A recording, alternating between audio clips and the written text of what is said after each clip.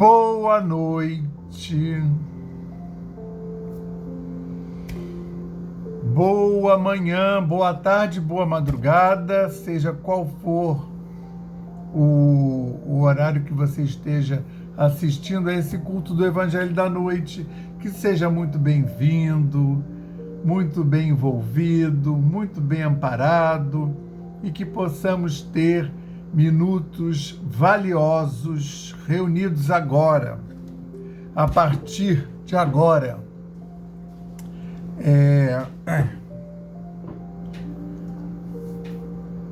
Sejam muito bem-vindos e hoje nós vamos fazer o culto do dia 17 de outubro de 2024.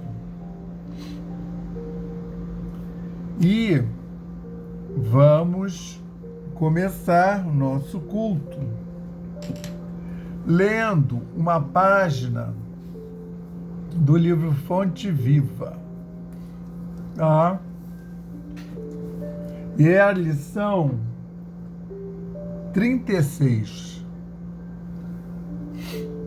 Como todo mundo sabe, a gente começa o culto lendo uma página de um desses livrinhos que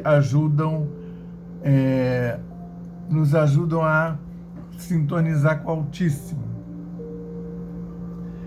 a focar as nossas mentes, os nossos corações nos ensinamentos edificantes do Evangelho. Então, nós vamos começar lendo essa lição 36, que é a afirmação esclarecedora. Preparem-se.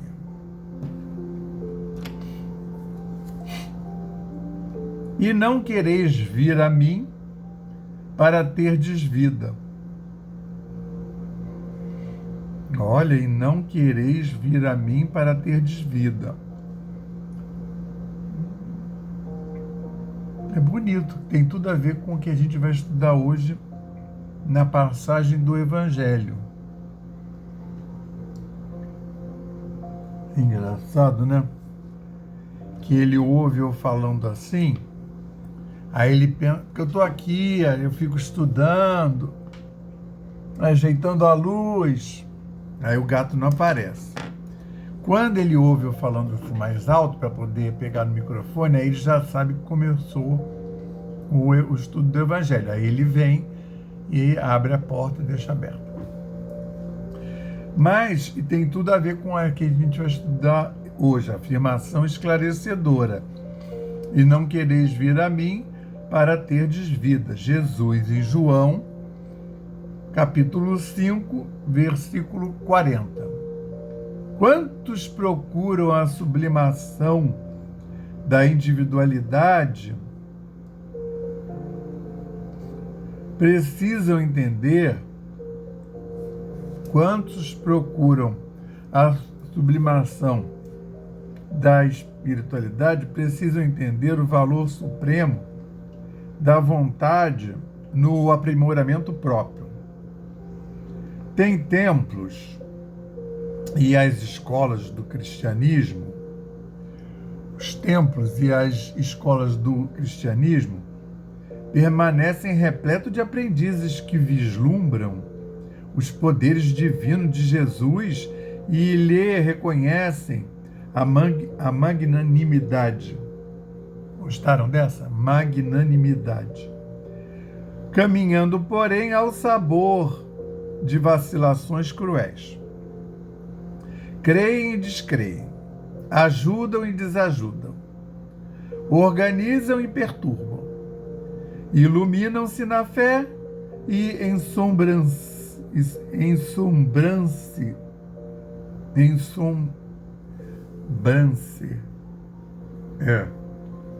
iluminam-se na fé e ensombram-se na desconfiança. É que esperam a proteção do Senhor para desfrutarem o contentamento imediato do corpo, mas Não querem ir até ele para se apossarem da vida eterna. Pedem o milagre das mãos do Cristo, mas não lhe aceitam as diretrizes. Solicitam-lhe a presença consoladora. Entretanto, não lhe acompanham os passos. Pretendem ouvi-lo à beira do Lago Sereno, em preleções de esperança e conforto. Todavia, negam-se a partilhar com ele o serviço da estrada, através do sacrifício pela vitória do bem. Cortejam-no em Jerusalém, adornada de flores, mas fogem aos testemunhos de entendimento e bondade, à frente da multidão desvairada e enferma. Suplicam-lhe as bênçãos da ressurreição. No entanto, odeiam a cruz de espinho que regenera e santifica. Podem ir na vanguarda edificante, mas não querem. Clamam por luz divina, entretanto, receiam abandonar as sombras. Clamam por luz divina, entretanto, receiam abandonar as sombras. Suspiram pela melhoria das condições em que se agitam, todavia detestam a própria renovação. Vemos, pois, que é fácil comer o pão multiplicado pelo infinito amor do Mestre Divino, ou regozijar-se alguém com a sua influência curativa, mas para alcançar a vida abundante, abundante com A maiúsculo, de que se fez o embaixador sublime, não basta a faculdade de poder e o ato de crer, mas também a vontade perseverante de quem aprendeu a trabalhar e servir, aperfeiçoar e querer, graças a Deus. Graças a Deus. Graças ao Cristo de Deus. E graças ao Espírito Santo de Deus. Graças também à egrégora do Evangelho da Noite e à egrégora da Aliança da Fraternidade. O nosso patrono e sua falange maravilhosa, São Francisco de Assis, os nossos guias e protetores espirituais e anjos da guarda. Que possamos estar todos envolvidos nessa atmosfera de luz, paz e amor. Que possamos estar com as nossas portas e as nossas janelas abertas para essa espiritualidade que realmente compõe a egrégora do Evangelho da Noite e são os que realmente fazem acontecer esse culto do Evangelho da Noite. Então vamos saudar a todos eles, na paz e no amor em Cristo, e rogar para que eles possam sanitizar os nossos lares, fluídico e energeticamente, os nossos lares físicos e espirituais, assim como todos que convivem nesse ambiente, extensivo até as pessoas que estão no raio de ação desse culto, que todos possam receber de acordo com o seu merecimento e necessidades. Graças a Deus. Que nós possamos ter os nossos lares reenergizados e reharmonizados. Que durante esse culto possamos desenvolver um pouco mais o nosso entendimento e fazer a nossa vibração subir uma nota de frequência a mais na direção da espiritualidade superior. E que nós possamos levar para a nossa vida diária essas vibrações auridas aqui, de forma a compartilhar essa luz, essa paz, esse amor do Senhor. Então, dá-nos, Senhor, a permissão para dar por iniciado o culto do Evangelho da noite de hoje, dizendo o lema da nossa casa, paz e fraternidade, e o lema de Francisco, paz e bem, graças a Deus. Então, como eu falava, nós vamos dar continuidade na realidade ao estudo do capítulo 9 do Evangelho de Lucas, tá? Então, nós estamos estudando o Evangelho de Lucas, já estamos no capítulo 9, tá? Quem quiser pegar desde o início, é só ver lá nos cultos lá de trás, tá? Pega lá um culto antigo. A gente vem do Evangelho de Marcos, tá? Então, a gente, quando começou a gravar aqui, para esse canal, em fevereiro de 2021, nós estávamos terminando o Evangelho de Mateus, depois fizemos todo o de Marcos, e agora estamos no capítulo 9 de Lucas, hoje os versículos de 46 a 48. Então, são só, por Lucas, são só 3 versículos.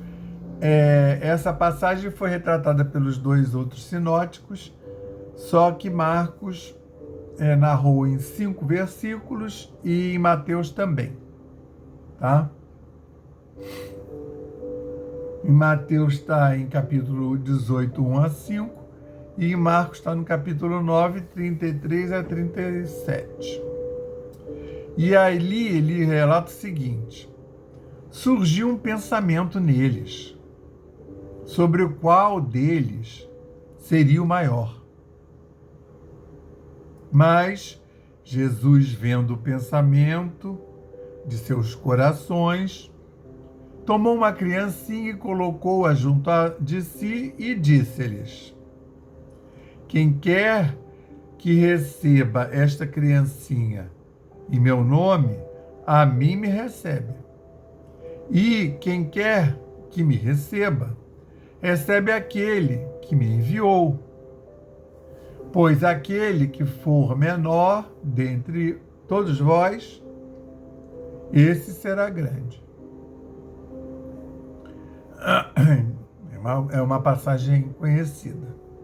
O Pastorino deu o nome de simplicidade. Mas essa passagem, a tomada dela parte de lugares e momentos diferentes de acordo com cada um desses evangelistas. É interessante que Mateus estava lá, né? Porque estavam os 12 lá, tá? Aqui não fala, então isso é uma da diferença.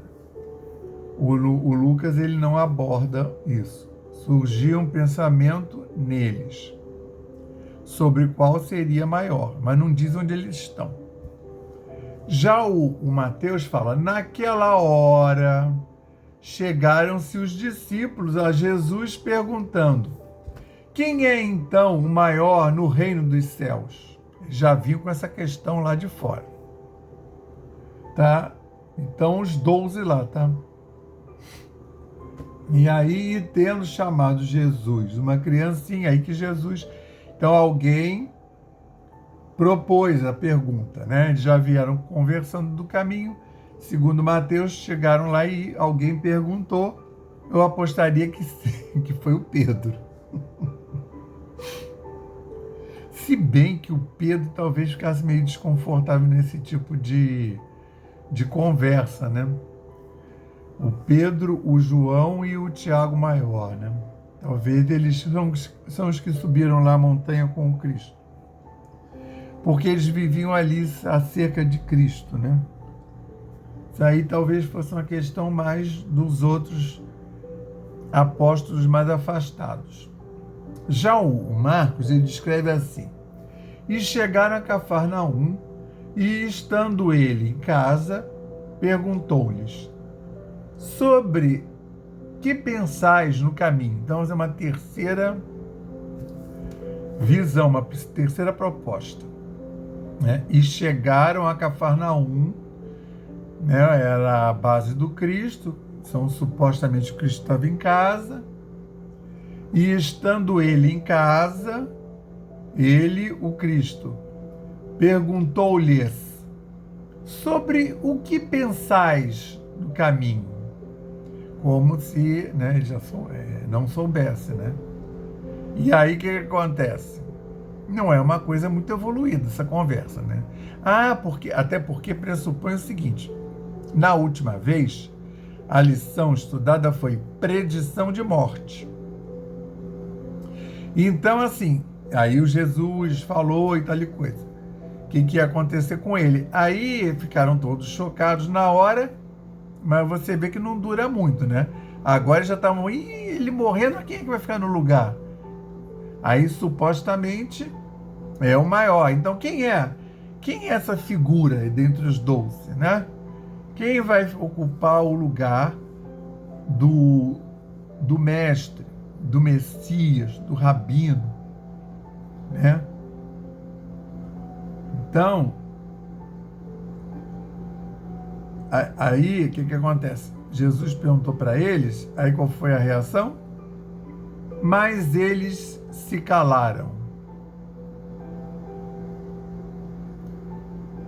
Porque, pelo caminho, haviam conversado entre si qual deles era o maior. E, sentando-se, aí segue igual. Chamou os 12, então é Marcos que diz que estavam os 12. Porque diz, né? Porque durante a peregrinação não estavam os 12 o tempo todo. Eventualmente alguém ia em casa, resolveu um problema, entende? Que eles deixaram família. Não tanto o caso do Pedro e do João. Pedro, André, os irmãos. Pedro e o irmão André, e o João e o Tiago maior, que um era irmão do outro. Esses 4 estavam na mesma companhia de pesca, que ficou na mão dos pais. Entende? Eles foram seguir Cristo, então ali, né, e era em Cafarnaum. Agora, os outros estavam mais distantes, tinham famílias, poderia ser que em dados momentos eles tivessem que fazer alguma coisa em casa. Mas tem uma boa parte que ficam os 12 andando juntos.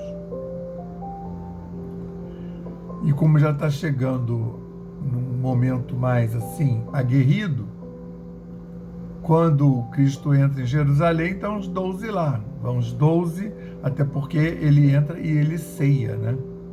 Aí tem a última ceia.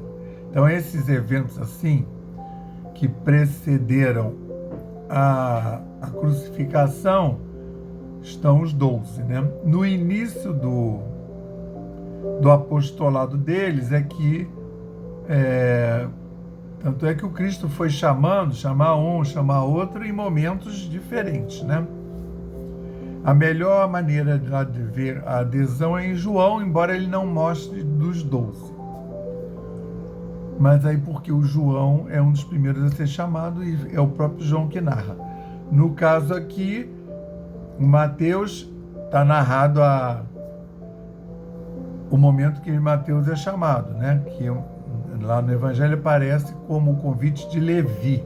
Mateus tem o nome de Levi antes, o cobrador de impostos.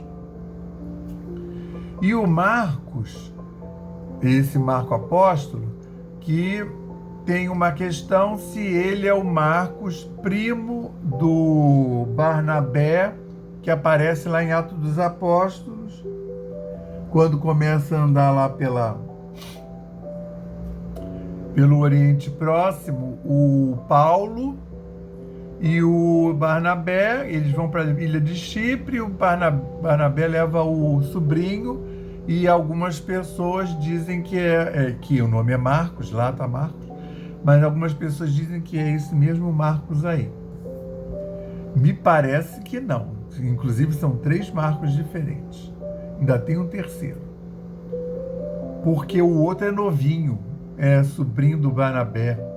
Inclusive ele vai fazer o outro, que o Barnabé leva.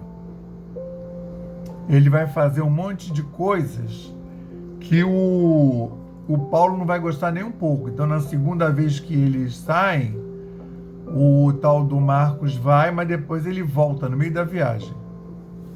Parece que o Paulo se indispõe com ele.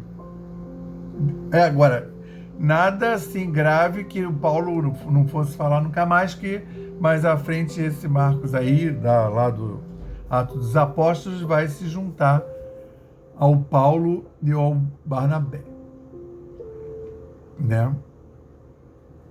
Que é o Bartolomeu, né? O nome é Bartolomeu. E aí tem diferença. Você vê que interessante, o Lucas não conheceu Cristo, então essas coisas que ele narra, alguém contou para ele. E aí ele, como era um médico, tinha uma metodologia, ele entrevistou as pessoas e disse, quero que você me conte, não é nada assim, leviano, não. Ele foi o Paulo, né? O Lucas era médico do Paulo, o Paulo sugeriu, você podia escrever, né? Você que tem metodologia. Aí o Lucas saiu entrevistando todo mundo que ele pôde, né? Por isso que lá no início do Evangelho de Lucas, primeiro capítulo, que é justamente o anjo aparecendo para Maria, Maria dizendo o que o anjo disse, tudo entre aspas. Depois Maria sai para ir para a casa de Isabel, aquele primeiro capítulo todo, aquilo foi Maria. Então aquilo ali foi Maria que contou para o Lucas, né? Que se saiba não contou para mais ninguém, porque ninguém perguntou também. Então, esse momento aí do Evangelho de Lucas é uma narrativa muito pungente. E aqui você vê que partem de momentos diferentes, mas a questão de chegar, né? Mas Jesus, vendo o pensamento, isso em Lucas, vendo o pensamento de seus corações, Jesus já sabia do que eles tinham tratado, tomou uma criancinha e colocou-a junto de si e disse-lhes, agora entre aspas, que foi o que Jesus disse: quem quer que receba essa criancinha em meu nome, a mim me recebe. E quem quer que me receba, recebe aquele que me enviou. Fechou aspas. Pois aquele que for menor dentre vós, todos vós, esse será grande. E aí, a partir dessa narrativa, fica igual para todos, né? Aí, no caso de Marcos, que eles vêm da rua, entram em casa e Jesus pergunta, entre aspas, sobre o que pensáveis no caminho. Mas eles calaram-se porque, pelo caminho, haviam conversado sobre si, entre si, qual deles era o maior. Já em Lucas, foi o Jesus que perguntou, mas não disse se ele estava ali ou não. E em Mateus, naquela hora, chegaram-se os discípulos a Jesus perguntando. Aí eles vieram da rua, mas eles vieram perguntando: quem é então o maior no reino dos céus? Quem dentre nós é o maior? Já com vistas lá a quem vai ficar no lugar de Jesus.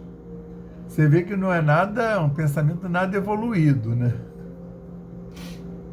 Jesus fala que vai morrer,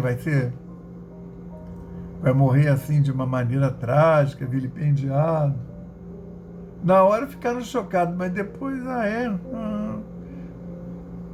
quem será que vai ficar, hein? Quem será que vai ficar no lugar de Jesus?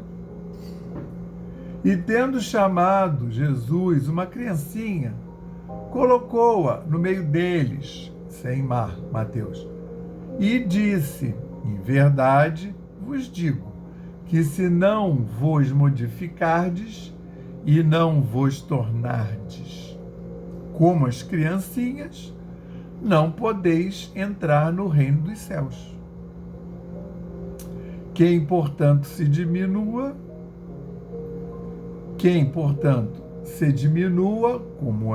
como esta criancinha, esse é o maior no reino dos céus. E quem receba uma criancinha assim em meu nome, me recebe. Aqui, se alguém em Marcos quer ser o primeiro, seja o último de todos e o servidor de todos. Tomando uma criancinha, colocou-a no meio deles e, abraçando-a, disse-lhes: quem quer que receba uma criancinha assim, em meu nome, a mim me recebe. E quem quer que me receba, não recebe a mim, mas aquele que me enviou. Então você vê que o ensinamento está preservado, que é o quê? Quem é que é maior no reino dos céus? Quem se assemelhar a essa criancinha. Se assemelhar o quê? Sendo infantil? Agora é que vem a exegese, quando você tira a mensagem das passagens bíblicas, né? Quando você extrai a mensagem, mas de qualquer coisa, tá? Aí é um exegeta, é o cara que lê e tira a mensagem. Agora, veja bem, tem vários exegetas e várias interpretações, tá? Então, assim, você tem que ser igual essa criancinha. Então, é claro que isso já foi lançado mesmo para a eternidade, para todo mundo ficar estudando isso durante mais de 2000 anos. Porque até hoje, você lê isso numa congregação católica e mais da metade não vai entender, né?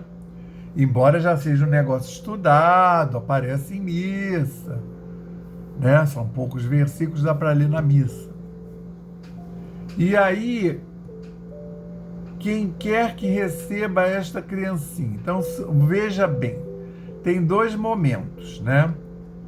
Mas Jesus, vendo o pensamento de seus corações, tomou uma criancinha, colocou-a junto de si e disse-lhes: quem quer que receba essa criancinha em meu nome, a mim me recebe.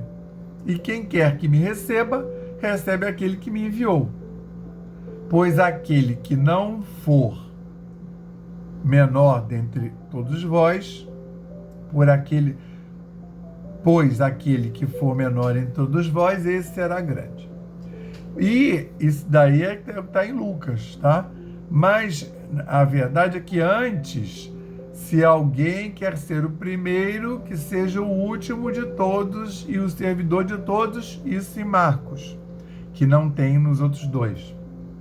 E em Mateus: em verdade vos digo, que se não vos modificardes e não vos tornardes como as criancinhas, não podeis entrar no reino dos céus. Então, assim, tem que ser para ser o maior entre todos, isso é um momento. Ou então para entrar no reino dos céus mesmo que hajam outros maiores. Você tem que se tornar como uma criancinha. Pequenininha, falando assim, né, infantil, qualquer um passa a perna. Não. É ser como uma criancinha no sentido da ingenuidade, de estar na vida sem ficar atuando segundo segundos e terceiras intenções, entendeu? Falar coisas e fazer com segundas e terceiras intenções. Tá? Isso é que é ser como uma criancinha, né? É essa ingenuidade, essa pureza d'alma. É você agir você mesmo, pelo aquilo ali que se apresenta, e não cheio de malícias pensando mais à frente. Entendeu? Se aproximar das pessoas que são ricas porque elas têm dinheiro, entendeu? Não por elas em si, essas coisas assim que, né, nós, né, desse orbe terrestre fazemos. E aí, por quê? Porque ele usou como exemplo a criança, porque as maldades, as camadas de defesas, de artimanhas, vão se instituindo conforme a gente vai andando na vida, a gente vai construindo essas camadas, que na verdade é uma defesa do mundo, mas não se justifica, né? Entendeu? Você explica, mas não pode justificar com isso. Ah, isso aí é é uma armadura que eu coloquei contra o mundo? É, mas assim, não quer dizer que você tenha que usar para toda a vida, né? Então é isso aí nesse sentido. Assim como as pessoas, que elas fazem muita confusão, eu prefiro os animais do que os humanos, né? Os animais... Quando as pessoas falam isso, elas falam relativamente à lealdade do cão, né? Que o cão, ele está ali sempre inocente, tanto faz como você está vestido. Se você é um morador de rua e o cão está com você, ele fica lá do teu lado. Ele não fica pensando, eu vou me jogar aí na frente de alguém que esteja de terno, bem vestido. Né? E ele não sai. Mesmo que o cara de terno, bem vestido, vá lá e tente pegá-lo, ele vai ser fiel ao dono, a pessoa que está com ele, né? Então, é essa fidelidade. Às vezes até a pessoa maltrata e o cachorro continua lá atrás, né?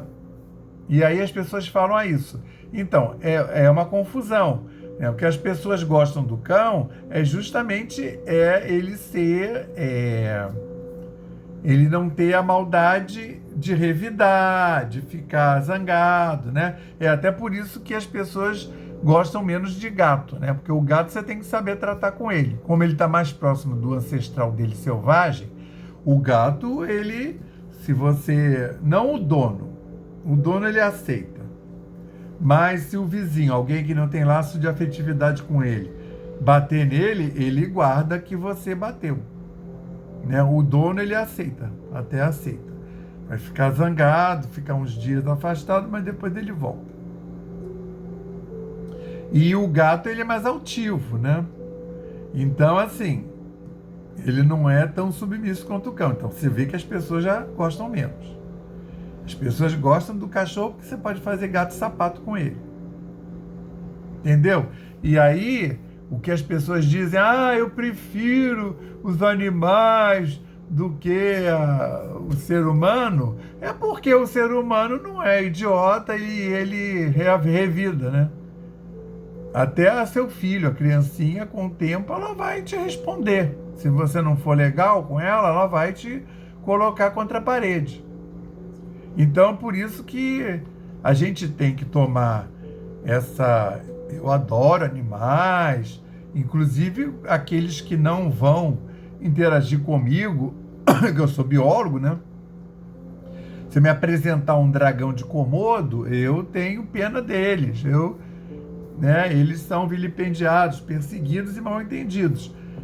Mesmo que eu nunca vá ter que eu não vou nunca ter um dragão de Komodo e nunca vou ter interação, efetividade com um dragão de Komodo, mas é porque é um ser que está na Terra, tem direito a viver no lugar lá dele, que deixem ele lá em paz. E aqui é para a gente tomar essa lealdade canina para as nossas relações. A gente tem que ser mais puro de coração, como são os animais, como são as criancinhas. Entende? É ter essa pureza d'alma. Então a gente tem que interagir com os outros no mundo pela interação em si. Não se a pessoa é rica, tem 200 casas, não é isso. né? Ou se ela tem a possibilidade de me empregar numa companhia. É você interagir com as pessoas pelas pessoas. E é isso que o Cristo está dizendo. Se você não tiver essa pureza d'alma, você não tem como entrar no reino dos céus. E você, tendo essa pureza d'alma, você vai receber as criancinhas, receber as criaturas como elas são. Receber o Cristo como ele é e como ele veio. Na paz do Cristo. Entenderam? Então é isso, não confundam, né, uma coisa com a outra. A gente tem que extrair a mensagem 2 das passagens, né? Então, vamos passar para o nosso passe fluídico terápico, quando vocês vão se colocar de forma muito agradável, confortáveis, e vão seguir mentalmente esses mantras que eu vou ler. São 4.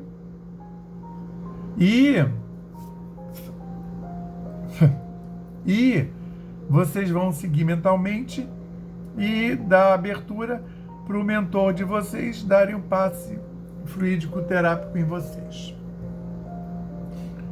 Elevemos mais uma vez os nossos pensamentos ao Pai e confiemos. Nós pedimos ao Cristo para que possam os nossos amigos espirituais, juntamente com os protetores de cada um aqui presente, realizar através deste passe fluídico terápico o tratamento particularizado de acordo com as necessidades que cada um apresenta. Que seja suavemente depositado em nosso corpo fluídico, mental e físico o remédio advindo das camadas superiores da vida, tão bem preparados por corações amorosos para nos atender. Rogamos ainda que os benefícios desse passe se estendam aos nossos lares, envolvendo de forma carinhosa nossos familiares, parentes e amigos, proporcionando-lhes igualmente tratamento eficaz. Intimamente pedimos força para desenvolver em nós coragem, discernimento, paciência e bom ânimo em nossa lida diária, nos colocando agora na posição de receptores abertos à boa influência do alto. Alentando a nossa consciência de que somos seres oriundos e viventes no universo de Deus. Agradecemos a nossa coexistência com o nosso próximo e a atual reencarnação que nos colocou em contato com os elementos indispensáveis às nossas necessidades de evolução.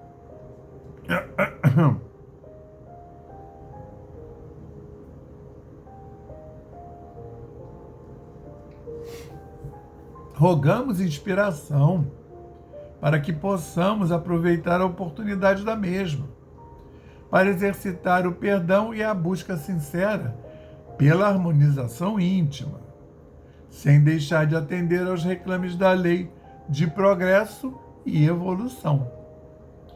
Finalmente pedimos equilíbrio moral e emocional, inspiração nos padrões do Evangelho, para que possamos solucionar com os nossos esforços os problemas que nos envolvem.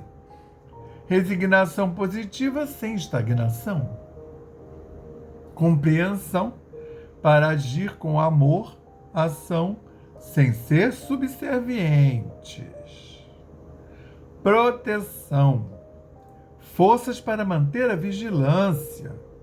E disposição para realizar a nossa reforma maior, graças a Deus. Graças ao Cristo de Deus e graças ao Espírito Santo de Deus. Graças ao nosso patrono São Francisco de Assis e a sua falange maravilhosa. Graças à egrégora da Aliança da Fraternidade do Evangelho da Noite. Aos nossos guias e protetores e anjos da guarda. Obrigado, Senhor, por mais uma reunião do Evangelho da Noite. Obrigado por toda a semana que recebemos, desde a última reunião.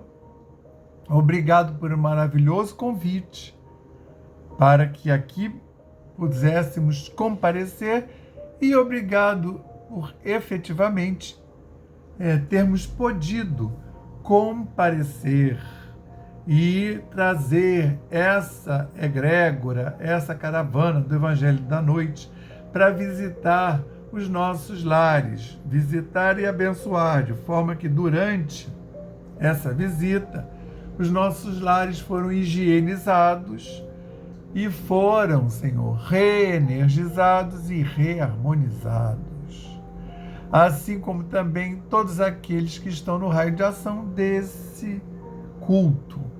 Que nós, Senhor, possamos, em fazendo esse culto, cada um no seu lar, porém ligados ao Evangelho da Noite, que se realizava presencialmente às quintas-feiras, às 19h30, das 19h30 às 20h30, e que é no Salão Jordão do Amor, inundando corações, e que agora se realiza nas nossas casas, ampliando aquele espaço físico para uma enorme domo, onde esse Evangelho se realiza agora. Que nós, Senhor, possamos contribuir para a transição planetária com quanto de luz desejado para essa egrégora, para essa humanidade, para os líderes espirituais, encarnados e desencarnados, e os líderes materiais, que possam todos ser envolvidos e serem protegidos e conduzidos na paz e no amor do Senhor. Vamos agora fazer 30 segundos de intervalo para colocarmos, de silêncio, para colocarmos as nossas intenções.